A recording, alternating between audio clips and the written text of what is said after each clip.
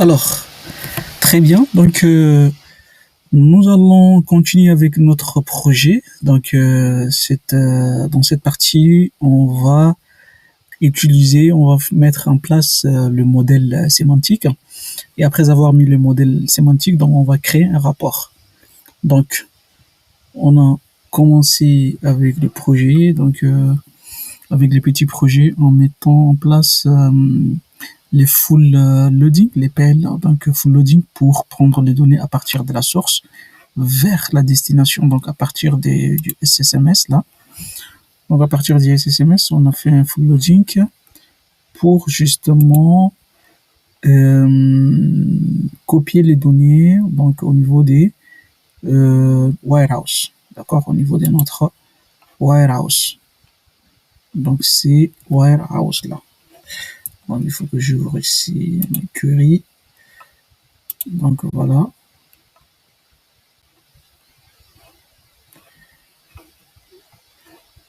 Voilà.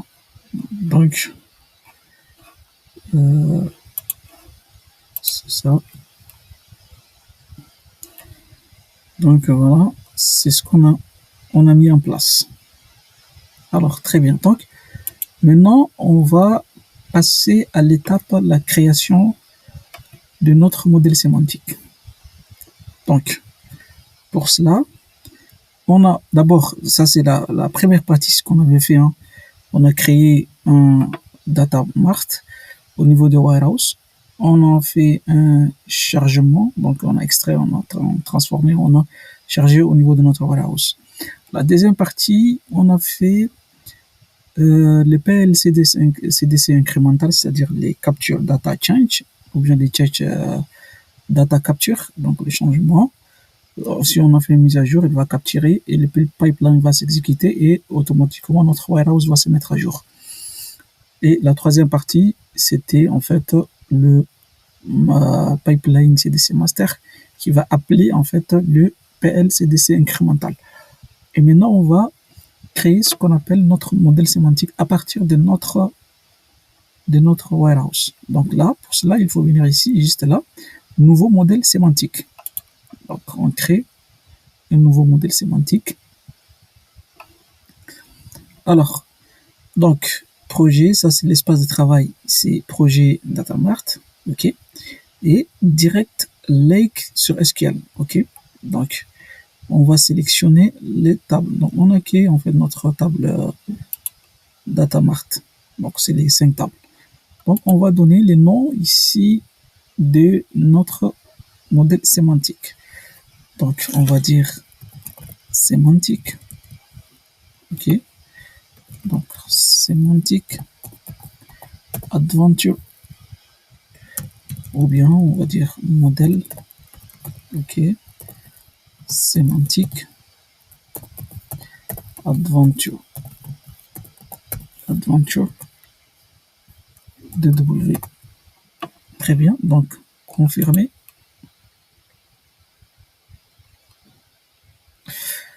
On attend un peu.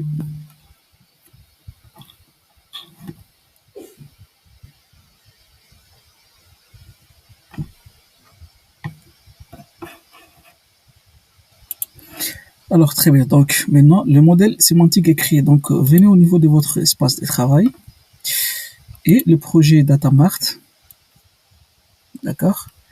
Et là, on va voir très clairement que le modèle sémantique Adventure Data World a été créé. Donc cliquez au niveau de votre modèle sémantique. Et puis voilà, donc on a Dim Customer, Dim Date, Dim Product, Dim Sales Territory et Fact Internet Sales. On a toutes les tables. Donc à partir de là, on peut par exemple explorer ces données.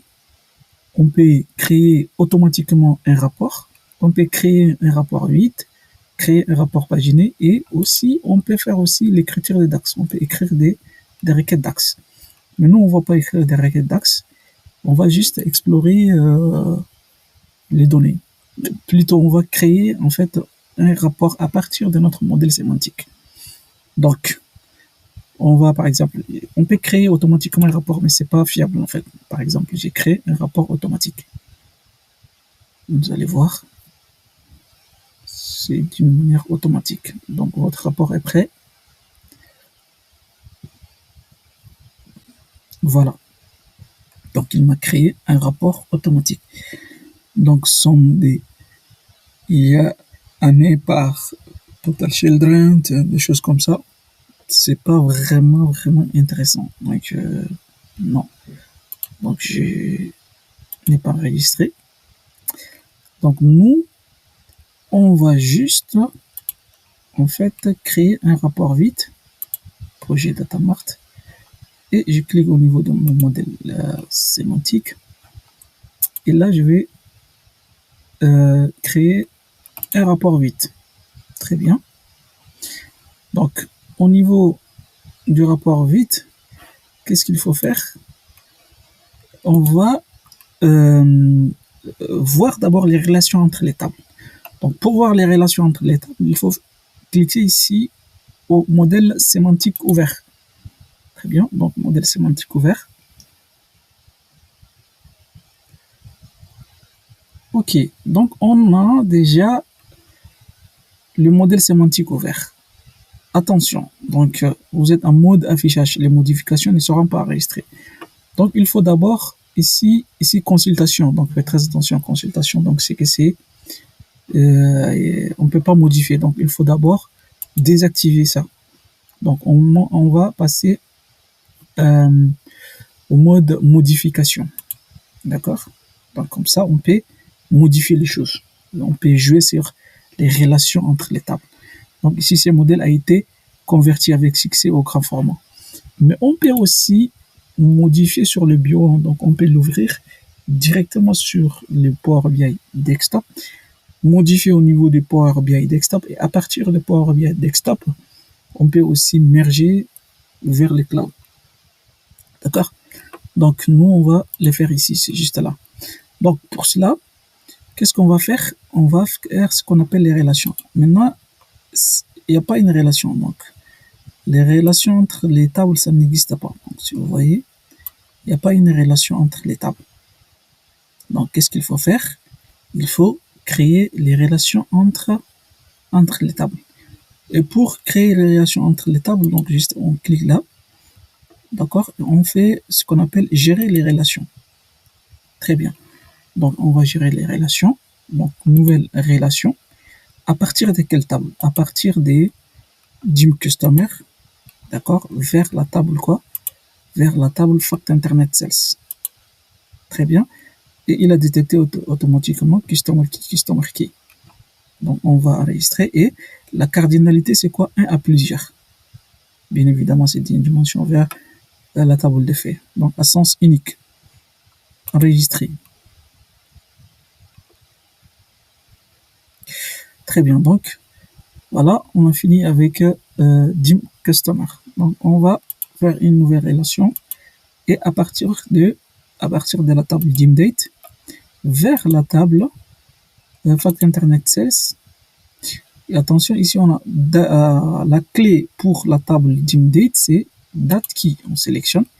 Et ici, la clé pour la table des faits, c'est on a due date key. C'est pas due date key, mais attention, c'est order date key. Voilà. Donc, on clique. Très bien. Donc là aussi, on a un à plusieurs. Très bien. Donc, nouvelle relation. Donc, à partir de la table, on a fini avec DIM Customer. Donc, vers la table Fact Internet Sales. Et il a détecté aussi automatiquement. Donc, on a Product Key et au niveau de la table Fact Internet Sales, on a aussi Product Key. Donc, on enregistre. La cardinalité, c'est toujours 1 à plusieurs. Donc, une nouvelle table, et la dernière, c'est DIM Sales Territory. Donc, je clique là, ici, vers la table Fact Internet Sales. Et il a détecté aussi, donc la clé, c'est Sales Territory. Et ici aussi, donc, si on vérifie, on va trouver Sales Territory. Attendez, ma machine plante un peu. Donc, Cells territory. Donc, voilà. Et la cardinalité, c'est toujours 1 à plusieurs. Donc, enregistrer.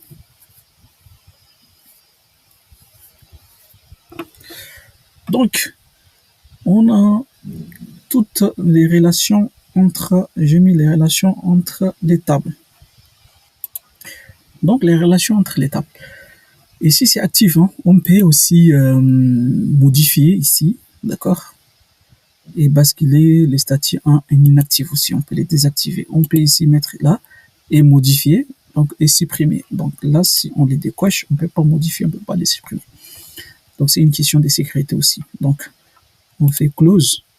Et là, vous voyez, les relations, on a créé toutes les relations. Toutes les relations ont été créées entre les tables de dimension et la table de faits plutôt. Très bien. Donc, ce qu'on doit faire ici, on va créer un rapport. Donc, si les relations ont terminé, l'essentiel, on a créé un modèle sémantique. À partir de ce modèle sémantique, on va créer notre table ici. Donc, pour créer la table, on va venir ici au niveau du... On a géré déjà les relations. Donc, on a déjà géré les relations, on a mis en place les relations. Donc, on va créer les rapports. Donc, les rapports, c'est juste au niveau de ces fichiers-là. Et on va créer un rapport. Donc, créer un rapport. Ici, je peux aussi enregistrer dans l'historique. Une version, très bien. Et on va maintenant créer notre rapport. Donc, une fois les relations sont mises en place, donc qu'est-ce qu'on va faire? On va créer un petit rapport pour visualiser tout ce qu'on avait fait. Donc ici, on a dim customer. Voilà l'ensemble. On a dim date. Et on a aussi dim product. Et on a dim sales territory. On a fact internet sales. Donc, fact internet sales, c'est-à-dire on va chercher les sales amount. Les sales amount, je le mets là. Ça, c'est l'ensemble des total vendus. Donc, c'est ça l'ensemble des total vendus au niveau de notre data mart. Donc, data warehouse, donc le data mart qu'on avait créé. Donc là, je le mets juste ici en carte. Et là, vous voyez, on trouve 27, on fait comme ça, 29,37 millions. Voilà. Après, on peut faire sales amount. OK. Donc, somme de sales amount, une autre carte. Comme ça. Et avec sales territory. Donc, avec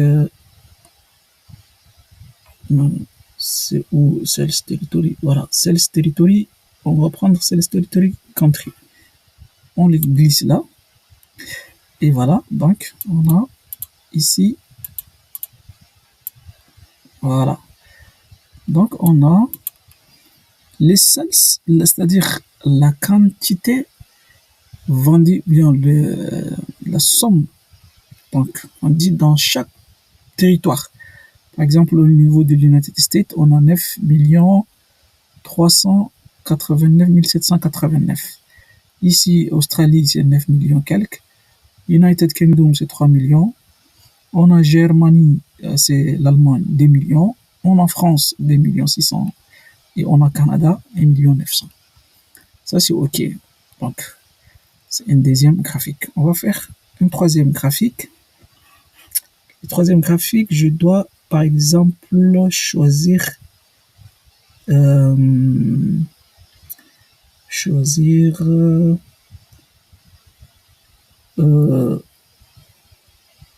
sales amount, non? Voilà, sales amount. Sales amount, ici, toujours la somme sales amount. Par gendre. Donc, on va voir la jante féminine comparée avec la jante masculine. Donc, ça, c'est au niveau de dim product, je crois. Voilà. Donc, j'ai gender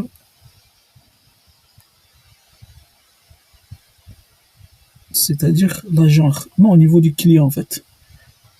Customer, voilà. Donc, customer, donc j'ai gender. Voilà. Donc, je les glisse là.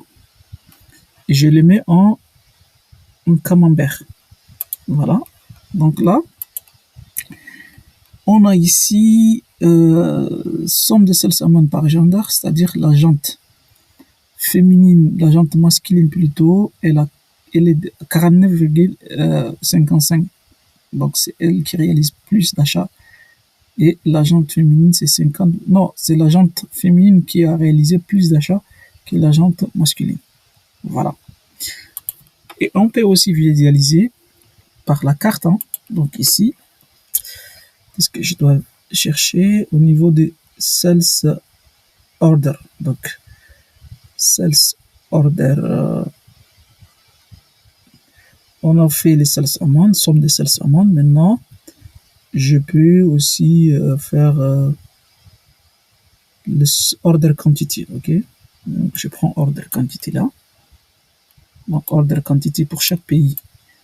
Donc là, là, il suffit juste de chercher voilà, dim sales territory. Donc, order quantity, c'est-à-dire la quantité, la somme de order quantity par sales territory. Et là, c'est mieux de les mettre sous forme de cartes. Donc voilà. Très bien. Donc, on va mettre à jour la carte. On entend ce que ça se met à jour. Donc, en attendant, qu'est-ce que je dois faire? Ouais, c'est bon. Donc, en attendant, je dois faire un autre graphique pour sales.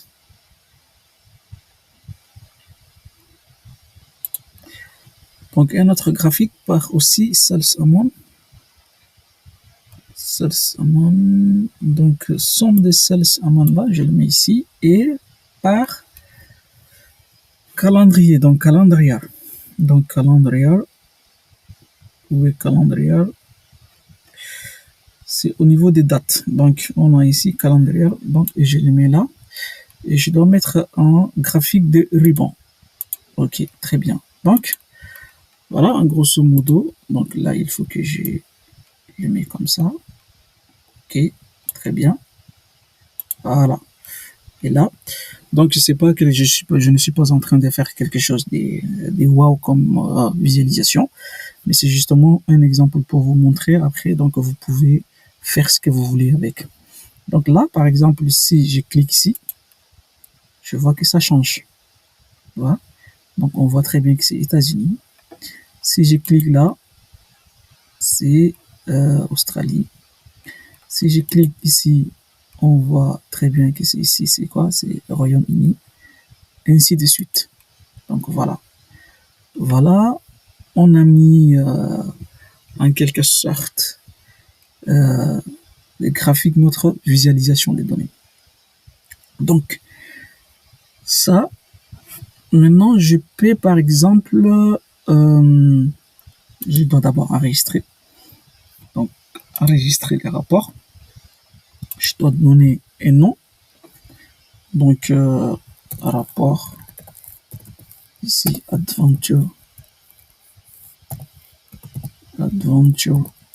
Works. Ok. Donc ici enregistrer. Très bien. Donc j'ai maintenant enregistré notre rapport. Donc on peut par exemple les mettre, on peut télécharger notre rapport aussi, hein, les télécharger, ici l'explorer, etc., etc. Donc on peut, si on veut modifier, on vient ici pour les modifier. Là vous voyez, donc jusqu'à là on a 29 millions 37 000. Donc de tout ce qu'on avait fait dès le départ, on a créé un pipeline, un ETL pour extraire les données à partir de la source vers la destination en créant un warehouse. Après, on a fait ce qu'on appelle, en deuxième partie, on a fait ce qu'on appelle un CDC, donc un change data capture. Il va capturer les modifications et il va mettre à jour notre warehouse. Et la troisième partie, c'est la continuité de la deuxième partie. Donc, on a fait un CDC master pour appeler les CDC incrémental. Voilà, au lieu d'exécuter en parallèle. D'accord? Donc, et là, on vient de créer un modèle sémantique. À partir du modèle sémantique, on a créé notre rapport. Et maintenant, je voulais juste mettre à jour encore au niveau de la source des données et venir exécuter notre pipeline, les captures, pour mettre à jour notre warehouse. Et une fois qu'il a mis notre warehouse, automatiquement, il va aussi mettre notre rapport à jour. Juste, j'ai rafraîchi la page et puis c'est tout. Donc là, je reviens encore au niveau de notre SQL Server là. Donc, je dois ici choisir voilà, notre data warehouse. Et je dois d'abord faire ici un select pour voir. Voilà. Quand j'ai fait select, c'est quoi? C'est 29 365 098,957. Donc, dans notre rapport, il a arrondi à 29 37, je crois. Donc, juste, je reviens au niveau du rapport. Voilà. Il arrondit ça à 29 37. Donc, c'est juste, vous pouvez faire, excusez-moi, vous pouvez faire un count. Voilà. Donc, un count pour voir. Donc, je peux venir au niveau de notre warehouse aussi pour exécuter cette requête. Et on peut avoir, donc au niveau de notre warehouse,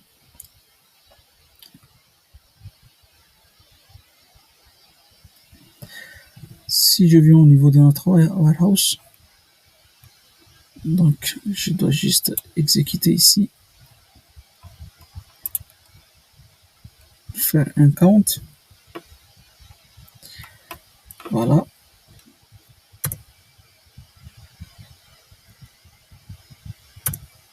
Donc je fais juste select. Ok. Je fais la somme des cells. Ok. Cells amount. Ok. Donc from DBO, on a la table fact. Ok. Fact internet.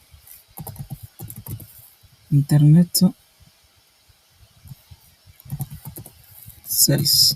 Je sais pas si j'ai bien écrit ou pas. Donc j'exécute. Voilà, DBO fact internet cells. Donc il faut les mettre ici. Juste je les glisse en drag and drop comme ça. Fact internet cells. Et puis boum. Voilà, j'exécute. Et puis voilà. Donc on a 29 36 900 quelque chose. Donc voilà, arrondi à 37 000, c'est ce qu'on voit au niveau de notre rapport. Donc jusqu'à maintenant, le warehouse, il est correct avec, c'est-à-dire la destination, il est correct avec la source. Donc on va mettre à jour la source. Donc la source ici. Donc je dois ajouter 1 million. Donc 29 millions, si j'ajoute 1 million, ça va nous faire 30 millions. Et après, on va rafraîchir notre SQL, notre rapport pour voir. Donc là, j'exécute cette requête update. Et voilà une ligne affectée. Donc, je vérifie. Voilà. Donc, je vérifie pour voir est-ce que c'est là à changer. voilà. Donc, vous voyez, donc des 29 millions, on est passé à 30 millions. Donc, je reviens au niveau de mon PLCDC incrémental ou bien au niveau de ces PLCDC master. Donc, j'exécute ça parce que c'est rapide. Donc,